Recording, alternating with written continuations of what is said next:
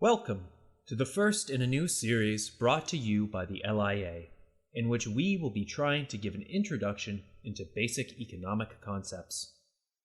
Most of these concepts are truly fundamental in the sense that they apply to any economic system, regardless of political ideologies, geographical location, or historical setting. Many of said concepts are also as far-reaching in consequences as they are simple to grasp, which is why each large subject may be handled by more than one video, and subjects may be revisited later in the series to maintain a large-scale contextual overview.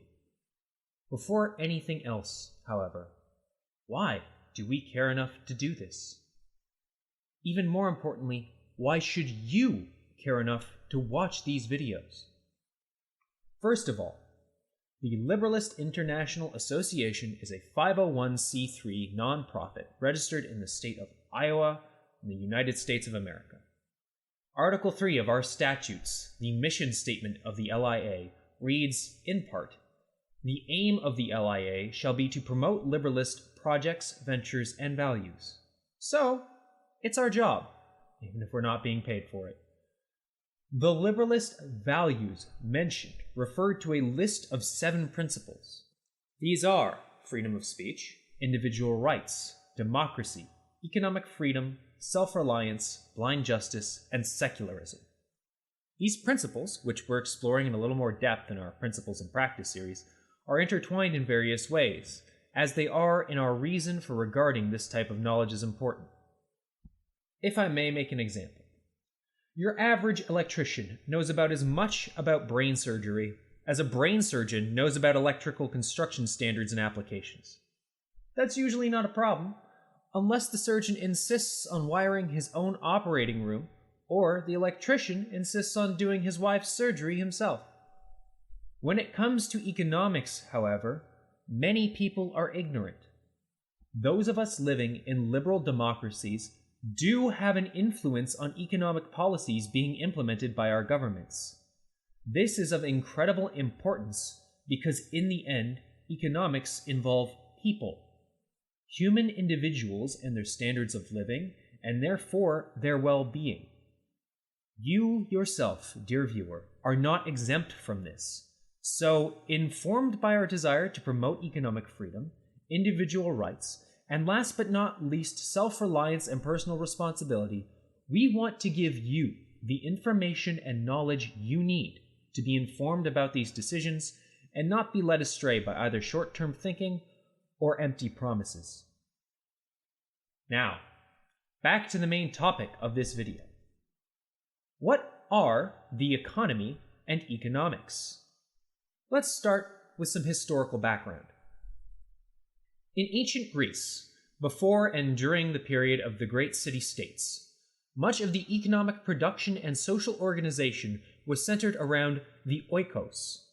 This was essentially a small economic community comprising of immediate family and slaves. The word oikos itself had 3 distinct meanings: the family itself, their property, and their dwelling respectively. The Old Greek nemen means to manage, which brings us nicely to oikonomia, the management of the family, their property, and their dwelling, or more simply put, household management. Later, in the 16th century, French mercantilists started using the term political economy to broaden the use of the term to the national level. Mercantilism was a political and economic philosophy that saw it as beneficial to maximize exports, especially of finished goods. This term soon gained popularity, and in 1767, the Scotsman Sir James Stewart wrote the following: "Economy in general is the art of providing for all the wants of a family. So the science of political economy seeks to secure a certain fund of subsistence for all the inhabitants, to obviate every circumstance which may render it precarious, to provide everything necessary for supplying the wants of the society, and to employ the inhabitants. in such manner as naturally to create reciprocal relations and dependencies between them so as to supply one another with reciprocal wants. Note how something akin to either a duty or a right of some parental figure to make said decision on a grand scale is implied by Sir Stewart. Indeed, the idea of economics as the study of human interactions, as opposed to some art of the rules, is modern indeed.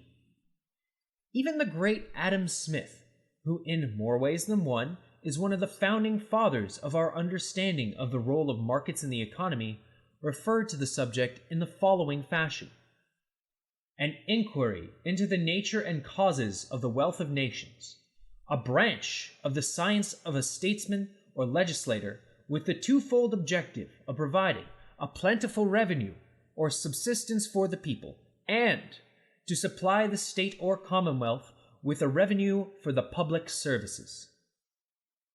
This quote once again exemplifies the lack of distinction between economics as a field of inquiry, a study, as opposed to a sort of prescriptive science or art in these earlier times. A more modern definition, which is quite widely accepted, is this: economics is a science which studies human behavior as a relationship between ends and scarce means which have alternative uses. To bring this into practice, we all consume and produce various products and resources in our everyday lives.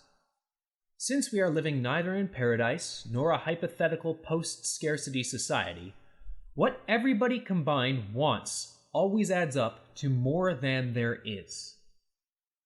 A simple example adapted from Sowell's work: beachfront property.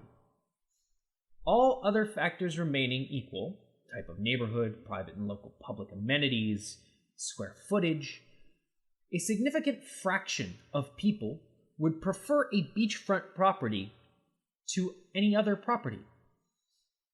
It is immediately clear, however, that in all but the smallest island nations, let alone on a global scale, there is simply not enough viable beachfront property to achieve such a feat.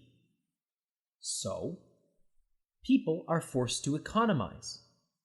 In a free market context, people could, for instance, decide to rent or buy a smaller or less modern beachfront home rather than a more spacious inland property. This is one of the ways of dealing with the scarcity of beachfront property. Another example, one of the most abundant and recyclable of resources, steel.